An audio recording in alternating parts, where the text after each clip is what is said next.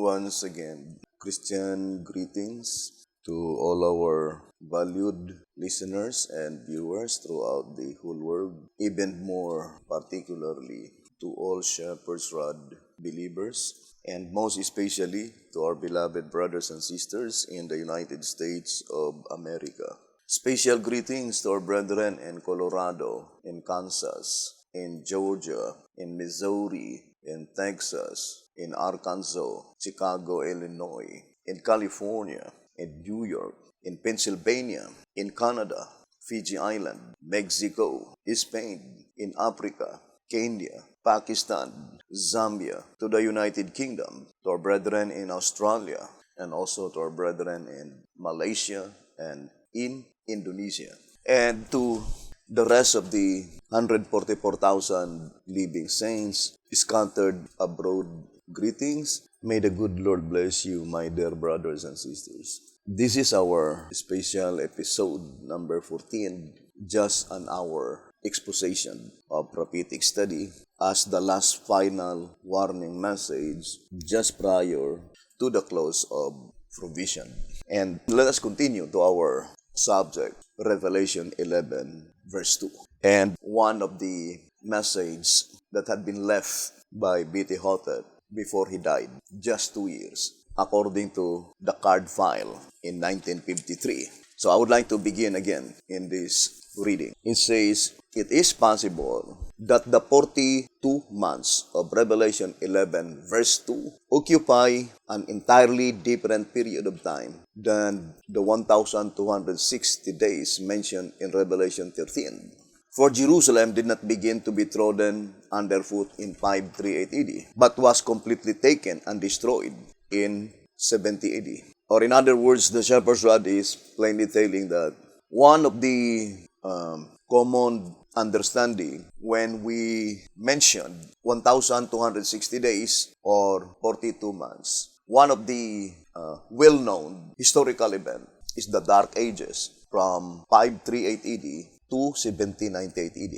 But the Shepherd's Rod is telling us that during that time, in 538 AD, Jerusalem were already completely destroyed in 70 AD. So, Revelation 11 verse 2 cannot be applied during the Dark Ages.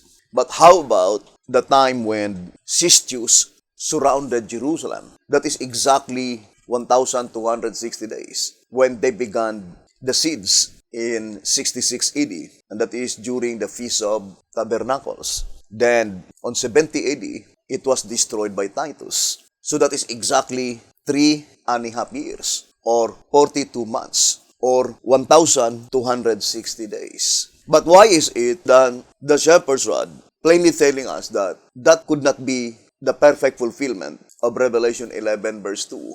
I think the first reason is that whatever the prophecy recorded in the book of Revelation, it was foretold beforehand that the fulfillment is hereafter. And it was recorded in 96 AD, by which Jerusalem was already completely destroyed. Now, let's read the statement here in 2SR, 2SR page 191. Therefore, the word hereafter in Revelation chapter 4 verse 1 means from the time of the vision pointing forward to 1844. So, whatever the fulfillment recorded in the book of Revelation, it will be fulfilled from 1844 onwards. And in tract number 5, on page 32, it says, the statements which must shortly come to pass. Revelation 1 verse 1, and I will show thee things which must be hereafter. Revelation 4 verse 1, go to say that the revelation is given with the one particular object in view of showing the things lying not behind, but ahead of John's time, with reference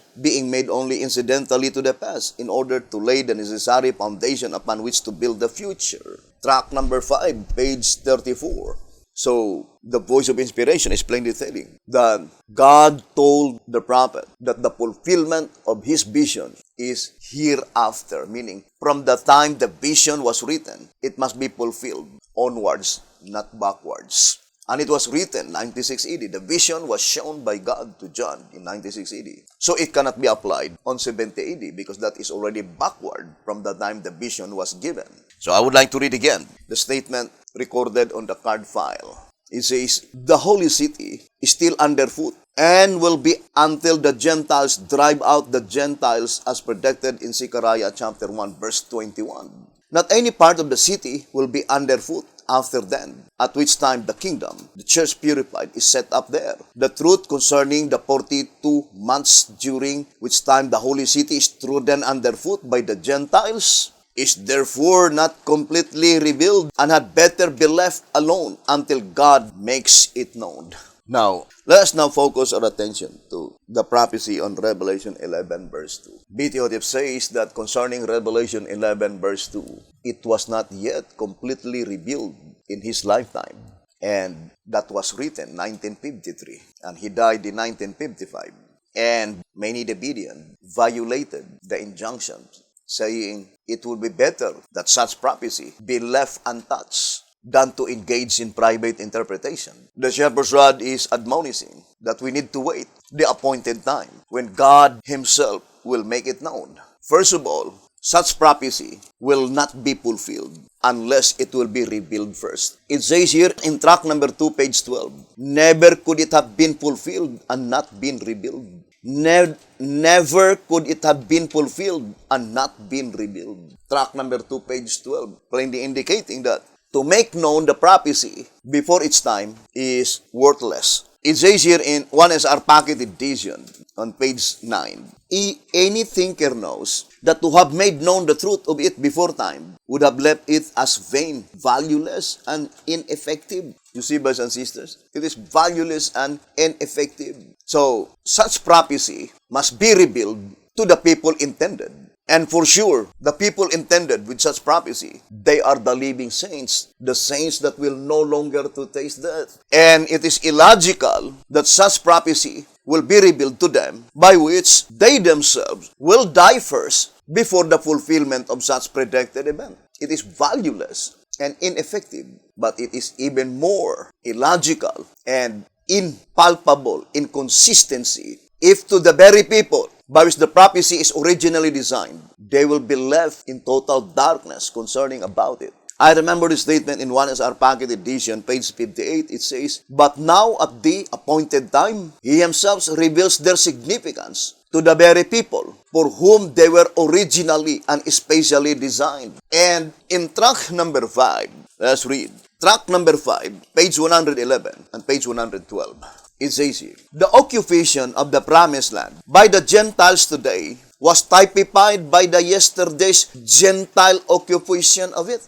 And when ancient Israel returned from Egypt to the land of promise, the times of the Gentiles in those days were fulfilled. Likewise, now when antitypical Israel, the 144,000 guileless servants of God, are sealed and taken to Mount Zion, there to stand with the Lamb, the times of the Gentiles in these days will be fulfilled. Track number 5, pages 111 and page 112. In that reading, very plain, the particular object in view is the 144,000 guileless servants of God. And accordingly, the Gentile occupation in the promised land is typifying the Gentile occupation in the past, while God's people were still in Egyptian bondage. But when God's people returned from Egypt to the land of promise, the Gentile occupation at that time ended. Although we know that ancient Israel, according to Prophets and Kings, page 19, did not fulfill God's purpose. They had not been able to drive out all the Gentiles in the land of promise. Instead, they had been gradually contaminated with the customs and practices of the heathen. And there was great apostasy in ancient Israel, by which God driven them out in the land of promise. But we are now studying the perfect and final fulfillment of the prophecy, by which according to the spirit of prophecy, all the covenant promises made by Jehovah to his ancient people will be fulfilled to the spiritual Israel, to the faithful spiritual Israel, the 144,000 living saints. It says here in Prophets and Kings 714, these witnesses for God are numbered among the spiritual Israel and to them will be fulfilled all the covenant promises made by Jehovah to his ancient people. He did not say some of the covenant promises. No. All the covenant promises made by Jehovah to his ancient people will be finally fulfilled to the spiritual Israel. In Prophets and Kings 720, it says, Then it is that the redeemed from among men will receive their promised inheritance. Thus God's purpose for Israel will meet with literal fulfillment. Thus God's purpose for Israel will meet with literal fulfillment. What a wonderful promise, brothers and sisters, that all such promises will be fulfilled to you and I if we will be faithful. And we are living in that generation, brothers and sisters, the last generation of men, not only from ancient Israel, but even from the days of Adam. It says here in Prophets and Kings 731, it says, To us who are standing on the very verge of their fulfillment, of what deep moment, what living interest are this delineation of the things to come. Events for which, since our first parents turned their steps from Eden, God's children have watched and waited long and prayed. Fellow pilgrim who are still amid the shadows and turmoil of earthly activities, but soon our Savior is to appear to bring deliverance and rest. To bring deliverance and rest. Prophets and Kings, page 731. And that is why that is the most joyful news to all God's people to learn that that predicted time of our returning to the homeland has actually come. It says here in 1 TG 25, page 4, And still more joyful should she now be to learn that the time for her returning to God and to the homeland has actually come. 1 TG number 25, page 4. It is the most joyful news by informing us that our returning to God, we need to return to God in order for us to return to the homeland. And that predicted event is now on the very verge of fulfillment. And this is the very message that we are proclaiming. I remember the statement in 1 TG 37, page 10. It says, Their divine calling to awake, however, reveals that though the time of deliverance has come, yet they are in deep spiritual sleep, ignorant of these good tidings. Brethren, hope that this message would be an encouraging message to all who are listening and viewing this program. I remember the statement here in 1 TG 33, page 3. It says, This afternoon, we are to study Isaiah chapters 31 and 32. In these chapters, we shall see the cause of Zion's captivity by the Gentiles. But it says, their time limit and antitypical Israel's deliverance. Ponder deeply, brethren. There is time limit. Remember, when God's people is in Egyptian bondage, even before they were in Egyptian bondage, there was already time limit. And the time limit is 430 years. When God's people had been in Babylonian captivity, even before they had been in captivity in Babylon, there was time limit, and that was 70 years. How much more to the last generation of men? There must be time limit, brothers and sisters, given by God. Or in other words, there is always a given time. Here on, I would like to read the Great Controversy. The Great Controversy, page 323. It says, Another kind of evidence that vitally affected my mind, he says, was the chronology of the scriptures.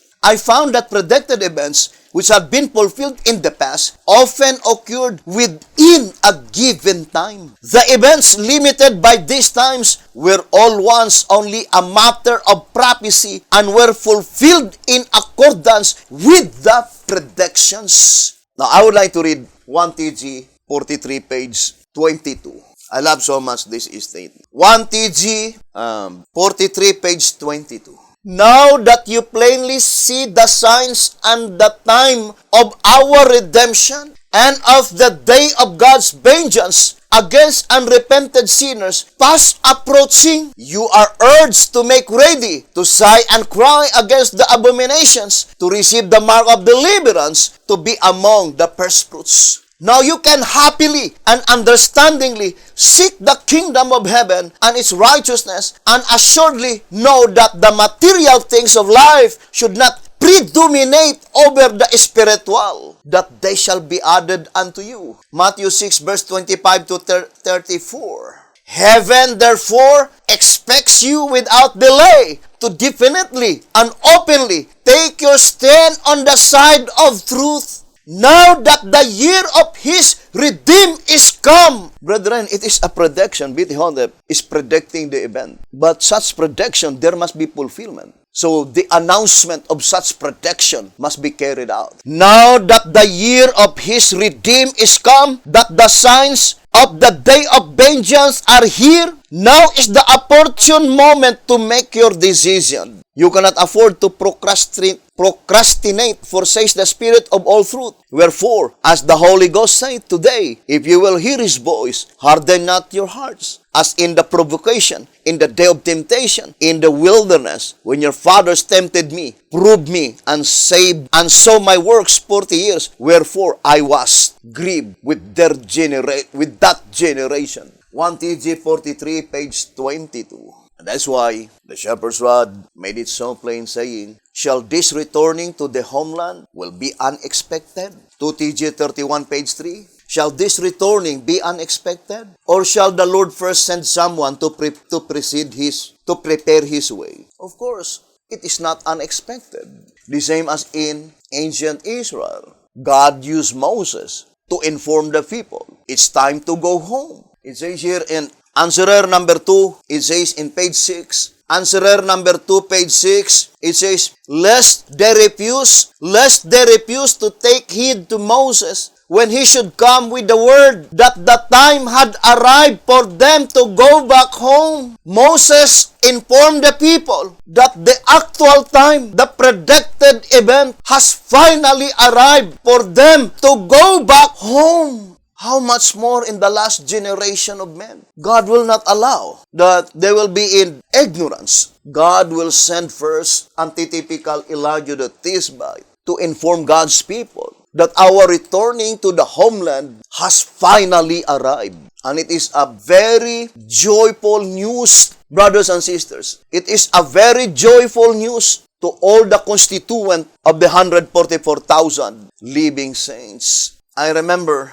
the statement here in 2 TG 21, page 12. It says, I would like to read 2 TG 21, page 12. God brings her not into her vineyard, not in the promised land, but into the wilderness, into the lands of the Gentiles, there to speak comfortably to her and to help her reform. After this comforting meeting takes place, she is to have her vineyards from thence, and the valley of Achor for a door of hope. There she is to sing and rejoice as in the days of her youth, as in the days she came out of Egypt. It says the valley of Achor is the door of hope, where God could be able to speak to His people comfortably. That is figurative speech, brothers and sisters. God will speak unto His people comfortably, meaning that is the time when there is already a responding chord to the hearts of each individual, illustrated by the prodigal son.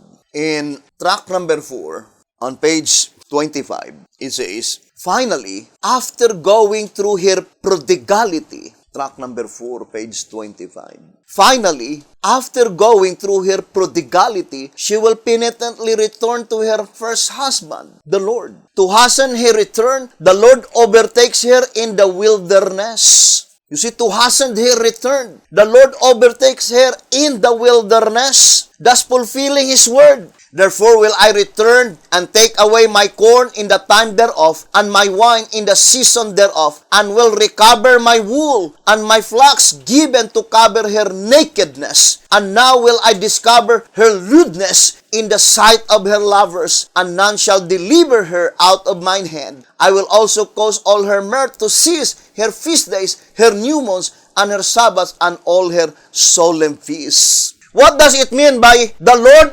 overtakes her in the wilderness? First, I would like to read first the experience of ancient Israel. It says here in answerer number 2, page 6, it says, next to draw them there, he brought thereabouts the 7 years of plenty, followed by the 7 years of famine. Answerer number 2, page 6. Whereupon he sent word to Jacob that Joseph was yet alive. At the overjoying news, there sprang up in the father an irresistible desire to see his son. This and the life-taking hunger upon Joseph's brethren compelled them to remove into Pharaoh's land of plenty, where they live like kings. So they live like kings. Then it says, not purposing, however, to leave them there forever, the Lord did not let their living continue as pleasant as at the first, lest they refuse to take heed to Moses when he should come with the word that the time had arrived for them to go back home. But he brought about another saving providence, this time permitting unbearable hardship to befall them, so that when called, they would respond gladly. So slaves they had to become, and still worse, they had to be bereaved of their male children, and then mercilessly driven with cruel lashes upon their backs to produce ever more bricks. So what is the lesson? The lesson is clear, that those people who are satisfied in this world, they will not long God's kingdom.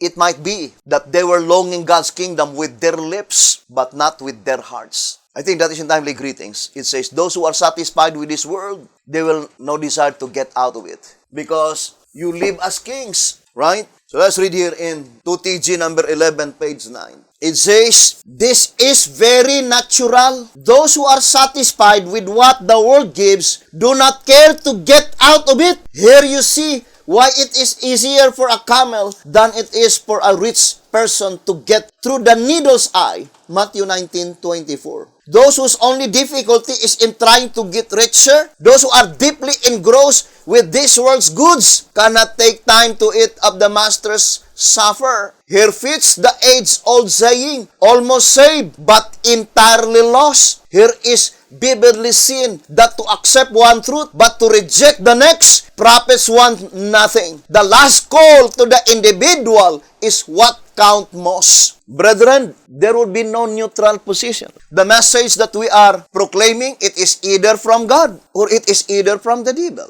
But if this message that we are proclaiming cometh directly from the throne of heaven, the fresh message, the present truth under the seventh seal, and you are rejecting this message, all the message that you have will profit you nothing.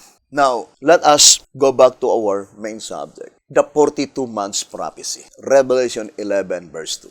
And jot it down, all the passages that we are going to read, and then study closely, because the statement given by the shepherds are saying, we need to wait until God makes it known. And if this is the divinely appointed time, no one can hinder it. The shepherds had made it so plain in tract number 5, page 86. As a matter of fact, trying to obscure the light on any other Bible truth will in no way darken or doom it, but only darken and doom himself. Trying to obscure the light on any other Bible truth, for example, this message, trying to obscure this message will in no way darken or doom it, but only darken and doom himself. Tract number 5, page 86. Now, let us go to Luke 21. So let's read again the statement in Luke 21. So let's read Luke 21, verse 20, 21, 22, 23,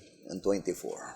And when ye shall see Jerusalem compassed with armies, then know that the desolation thereof is nigh. Then let them which are in Judea flee to the mountains, and let them which are in the midst of it depart out, and let not them that are in the countries enter thereinto. For this be the days of vengeance, that all things which are written may be fulfilled. But woe unto them that are with child, unto them that give suck in those days, for there shall be great distress in the land, and wrath upon this people. And it says, and they shall fall by the edge of the sword, and shall be led away captive into all nations, and Jerusalem shall be trodden down of the Gentiles, until the times of the Gentiles be fulfilled.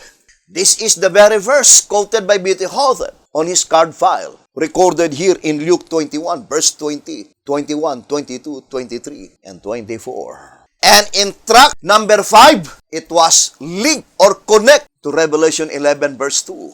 Now let's read track number 5. Track number 5, page 110 and 111. It says, Revelation 11, verse 2. But the court which is without the temple, leave out, and measure it not. For it is given unto the Gentiles, and the holy city shall they tread underfoot 42 months. What is the holy city mentioned here? Jerusalem, according to the shepherd's rod. Right? We already read in the card file of B.T. Hawthorne. It says, the city mentioned here is Jerusalem. And this is the particular verse that B.T. Hawthorne says that it is still unfulfilled. Revelation 11, verse 2. What is the first reason why it cannot be applied in the time when Sistius surrounded Jerusalem? That is exactly 42 months. Exactly 1,260 days. But why is it cannot be applied as the fulfillment of Revelation 11, verse 2?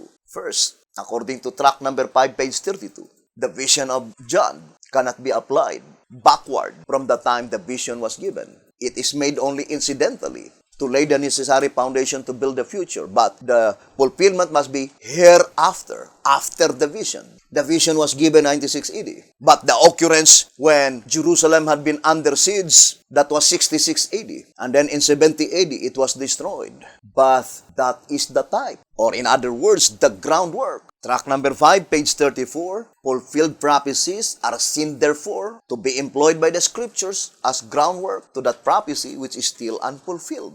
And why is it that it cannot be applied during the dark ages? It is no longer literal 42 months, no longer literal 1,260 days, but that is symbolical because that is 1,260 years from 538 AD to 1798. But why is it that it cannot be applied during the dark ages? Although it is already included because hereafter, after 96 AD, but Revelation 11 is under the sixth trumpet. The sixth trumpet did not as yet commence to sound in the dark ages. The sixth trumpet sounded in 1833. And the next reason is that there is no such historical event during the Dark Ages that they surrounded Jerusalem. And B.T. Hawthorne says, therefore, Revelation 11 verse 2 was still future. It is still unfulfilled, but the absolute fact is that it was not yet completely revealed in his lifetime. But I don't believe that we need another publications to understand Revelation 11 verse 2. The statement, hear ye the rod, Micah 6:9, according to Leviticus of the Bedean, it says, there must be only singular fulfillment of that predicted event. Leviticus of the Bedean, page 4, and to call attention to the singular fulfillment of Micah's prophecy. The Lord's voice crieth unto the city, and the man of wisdom shall see thy name. Hear ye the rod, who hath appointed it. Micah 6, verse 9. Singular fulfillment, pointing only to one inspired writer, B.T. Hawthorne. And this is the Shepherd's Rod Publications. And I think that is misleading and erroneous to say that there are another inspired writings after the Shepherd's Rod Publications had been completely written. The Branch Davidian, they considered the writings of Ruden, Ben Ruden, Loy Ruden, and with all others as included in the inspired writings. Well, that is their own prerogative. We need to exercise absolute freedom. The Bayesian movement also included the writings of Bingham as included in the inspired writings. Still, that is their own prerogative. There must be an absolute freedom. And you can listen to them. And through their explanation, if you think that the evidences they offered is very strong, that the writings of Ruden are also inspired writings, then accept it. But with myself, I already investigated all the writings of the Branch Davidian. And I found out in my own investigation, I found out that it contradicts to the writings of the Shepherd's Rod Publications. And also, it cannot stand with the Shepherd's Rod Publications. Because in Zechariah chapter 4, there are only two major prophets in the last days that interpret the Bible, and that is Sister White and P.T. Halter. That is very plain, as explained in track number 6. So what I am saying, brothers and sisters, that although it was not completely understood, it was not completely revealed by God to B.T. Hotep in his lifetime, but without any doubts, 100%, all the explanation, the necessary information concerning the 42 months prophecy is already recorded in the Shepherd's Rod publications. It is already there. That statement, I would like to read in 11 symbolic code. It says here, number 3, page 8 and 9. The message which was met in due season in 1844 was the truth Sister White brought, the judgment for the dead. And it was this message which was represented by the oil that was in the lamps when the 10 virgins first went in waiting for the bridegroom to come. The oil that was in the vessels of the 5 wise virgins must represent an additional truth, something other than what was in the lamps. It is this additional truth which is to supplement the 1844 truth and thus supply sufficient light to the time of the coming of the bridegroom. And what must be this additional truth be? It must be the truth of the judgment for the living, the last message. What is the statement? Sufficient light. The word sufficient, brothers and sisters, can be easily understood that all the necessary information were already written in the Shepherd's Rod publications. Although it was not yet understood by B.T. Hotep, we need always to remember, as stated in the Great Controversy 344, that even the prophets who have been favored by God with a special illumination of the Spirit did not fully comprehend the message that they had written. The same with Daniel. The same with John the Beloved. Look at Ellen G. White. She has no knowledge at all concerning the premillennial kingdom. The only understanding of Sister White is that the millennial kingdom, the 1,000 years in heaven. But she has no knowledge. She did not understand premillennial kingdom. But in her writings, there are many proofs, evidences in abundance explaining the premillennial kingdom. But the writer himself, she did not understand that there is a premillennial kingdom, although she herself had written many of them concerning the premillennial kingdom. So that statement in manuscript release, volume 7, 417, it says that each of the ancient prophets spoke less in their time, that their prophesying is enforced for us. It must be directly applied to all the prophets who died, including Sister White and B.T. Hotep. That all their prophesyings is enforced for us, the last generation of men. And to all Shepherd's Rod believers, full-fledged Shepherd's Rod believers, we will show to you that these 42 months prophecies, there is no other publication that can clear the 42 months prophecy, only the Shepherd's Rod publications. And the statement in answerer number 1 on page 49 saying, and the light may come solely from within the message itself. I would like to read again. Answerer number 1, page 49, and the light may come solely from within the message itself. Whatever light concerning the 42 months prophecy, it will come solely within the Shepherd's Rod message itself. Because the Shepherd's Rod publications are in abundance. Sufficient information, sufficient light bestowed by God. And that's why we can say, thank God, we have both the chart and the compass. I think that is in an Adventist Activities Research Committee. Saying, but thank God, we have both the chart and the compass. And that is the Shepherd's Rod publications. It says, I would like to read page 28 and 29. Brethren, this alone is enough to convince any open-eyed Adventist that the denomination is certainly at sea without chart or compass. But thanks be to God. To God be the glory. But thanks be to God that the rod has found both the chart and the compass, and that we can have them back if we want them. When ancient Israel journeyed from Egypt to the promised land, at evening, they have the pillar of fire. But during daytime, they have that cloud. And that is the chart, illustrated by the chart and the compass. And we can have both the chart and the compass if we love the Shepherd's Rod publications. This is our chart. This is our compass. to the promised land. We are about to enter the promised land, brothers and sisters.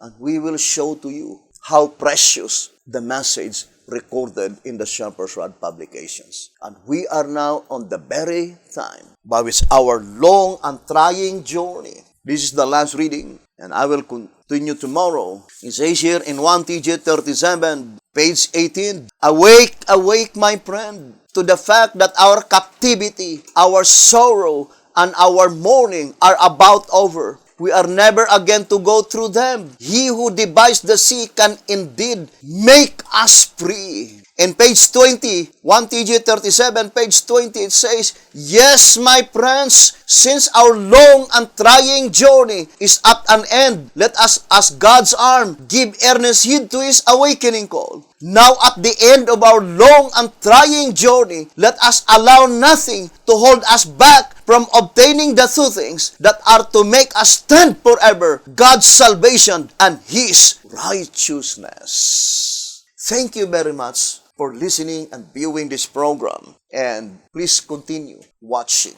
And maybe tomorrow, if God will allow, if God will permit, we will gradually show to you how clear the message given by God through the Shepherd's Rod publications, that our deliverance, brothers and sisters, is at the very doors. Let us return to God wholeheartedly, and then God will let us free. God will deliver us, and we will be in His loving arms to stay there forever, and all our sadness and gloominess will be forever be passed away. Thank you very much. We love you, brethren. May the good Lord bless you, and have a beautiful, wonderful evening.